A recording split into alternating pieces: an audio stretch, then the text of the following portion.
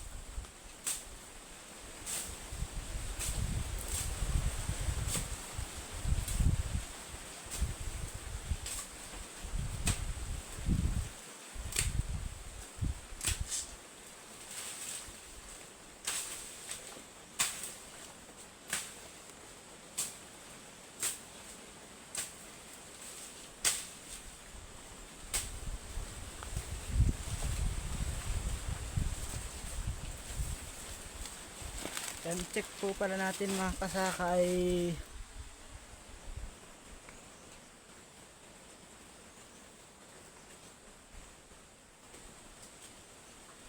10 AM mga kasaka. Tayo po ay tuwing linggo po tayo po ay nagtatabas dahil po yun po ay araw ng pahinga. So, nakikita naman po nyo mga kasakaw, yan masukal na kasi madalang ng abiyad dahil nga busy sa mga trabaho, kaya tuwing linggo lang po tayo makakapag linis dito mga kasaka. Tapos magtatanim-tanim na rin po tayo ng mga prutas para pag ano po ay di mayroon po tayong makukuhaan. Tapos po yung mga anak natin ay makukuha din po. Yan, mga saging niya mga kakao. Makukuhaan ko na rin po yan. Mga saging niya yan.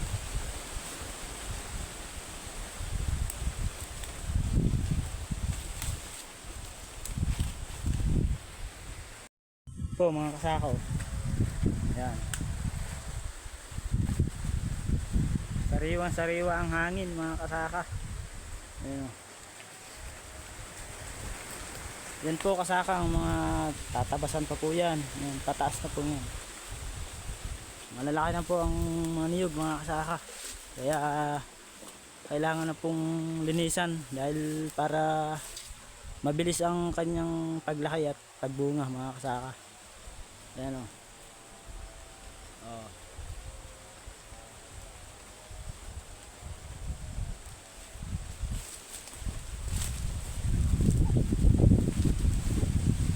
Yun mga kasaka.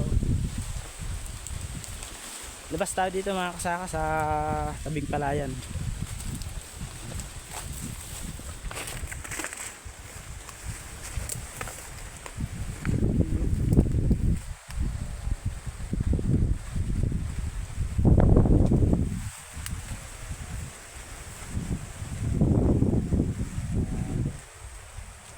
Napakaganda ng view mga kasaka oh. Sariwa ang hangin mga kasaka. Yan oh.